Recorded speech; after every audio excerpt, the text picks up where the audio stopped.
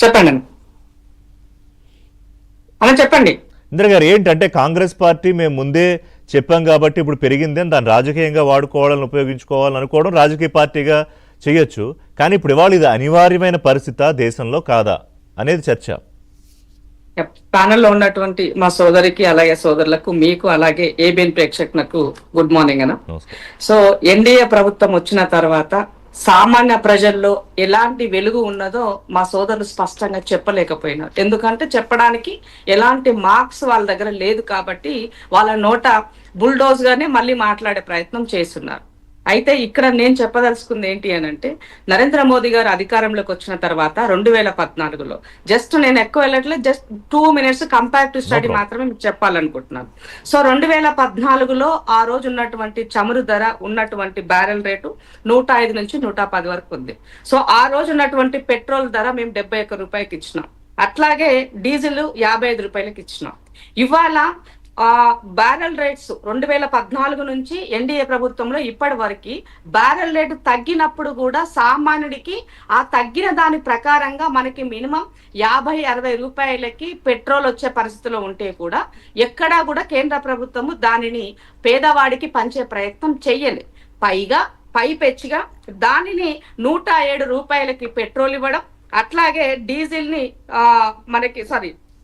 Diesel వచ్చేసి 107 రూపాయలు, petrol 95 రూపాయలు డీజిల్ కి. పెట్రోల్ 107, డీజిల్ 95 రూపాయలకి ఇవ్వడానికి వాళ్ళు ఆ రకమైన ధోరణిలో ఉంటున్నారు.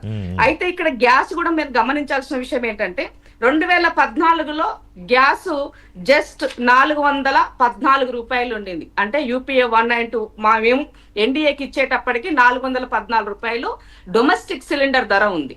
ఇవాళ అదే డొమెస్టిక్ 965 రూపాయలు ఉందన. నేను నిన్ననే గ్యాస్ తీసుకున్నా 965 రూపాయలు. సో రెండో విషయము డొమెస్టిక్ కమర్షియల్ కి వచ్చేసరికి 2014 అంటే కాంగ్రెస్ హయాంలో 1541 రూపాయలు అంటే ఇవాళ 3315 రూపాయలకి డొమెస్టిక్ వెళ్ళింది.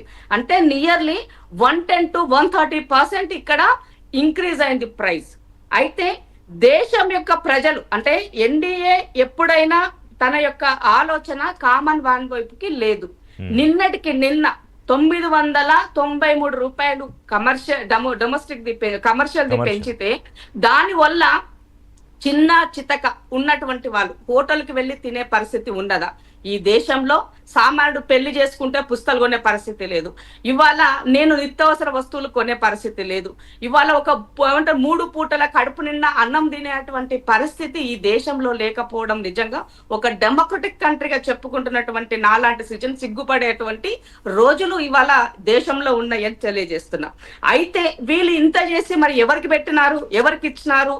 మరి ఈ దేశము 16 మంది ప్రధానమంత్రులు పనిచేసే ఈ దేశంలో 76 లక్షల కోట్ల అప్పు ఉంటే ఇవాళ ఎన్డీఏ వచ్చిన తర్వాత 234 లక్షల కోట్ల అప్పు చేసింది.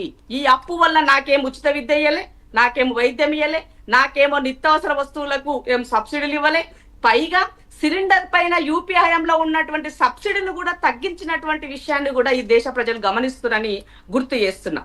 దీనితో పాటుగా ఇంకొక చిన్న విషయం చెప్పాలనుకున్నానా, వీళ్ళు చేసింది ఎవరికి అని అంటే, ప్రధానమంత్రి చిడి యోజన కింద విజయమాల 9,000 కోట్లు, మహా చోక్సీ గారు 8,000 కోట్లు, నీరవ్ మోడీ గారు 14,000 కోట్లు, గౌతమ్ అదాని లాంటి వాళ్ళకి 2.5 లక్షల కోట్లు మేము నిర్మించిన వ్యవస్థలను వాళ్ళకి అప్పచెప్పినటువంటి దాంట్లో కూడా దీంట్లో యాడ్ అవుతాయని తెలియజేస్తూ ఇవాళ 25 లక్షల కోట్లు ఎన్డీఏ హయాంలో టారిఫ్ చేసినటువంటి పరిస్థితి. అయితే ఏటా మీరు కంపారిజన్ చేస్తే ఇది కూడా ఒకవేళ టారిఫ్ కాంగ్రెస్ కూడా చేయలేదని వాళ్ళు అనేదానికి, యూపీఏ హయాంలో ఒక సంవత్సరంలో ప్రతి ఏటా యావరేజ్ గా 34,132 కోట్ల రూపాయలు రుణాలు మేము మాఫీ చేస్తే వాళ్ళు 2,77,000 కోట్ల రూపాయలు ప్రతి ఏటా టారిఫ్ చేసిరన్న. అంటే దీన్ని బట్టి ఎవరికి దోచి పెడుతున్నారు అన్నది గమనించాలని మాత్రమే నేను ఈ యొక్క లెక్కలు చెప్పే ప్రయత్నం చేస్తున్నా. అయితే మన వికసిత్ భారత్ వైపు ఈ దేశం వెళ్తుంది, మీరు నాకు సమయం ఇవ్వండి అని ప్రధానమంత్రి నరేంద్ర మోదీ గారు 2014 నుంచి ఇప్పటి వరకు ఒక 5 సార్లు అర్జించిందన. అర్జించిన దాంట్లో ఒక్క విషయం చెప్పి క్లోజ్ చేస్తా. 2014లో 60 నెలలు సమయం ఇవ్వండి, అద్భుతమైన సుఖవంతమైన జీవితాన్ని మీకు అందిస్తా అని చెప్పిండు. తర్వాత 2016లో 50 రోజుల సమయం ఇవ్వండి, డిమార్టేషన్ సమయంలో జస్ట్ డిసెంబర్ తక్ దే దీజే అని అన్నాడు. 2023లో 5 సంవత్సరాలు నాకు భరోసా ఇవ్వండి, నన్ను నమ్మండి, మిమ్మల్ని దోచుకున్న వాళ్ళందరినీ మీ ముందు నిలబెడతా అని చెప్పిండు. 2025లో నాకు 10 సంవత్సరాలు ఇవ్వండి అని 2035 వరకు సమయం అడిగిండు మొన్న పార్లమెంట్ ఎలక్షన్లకి ముందు.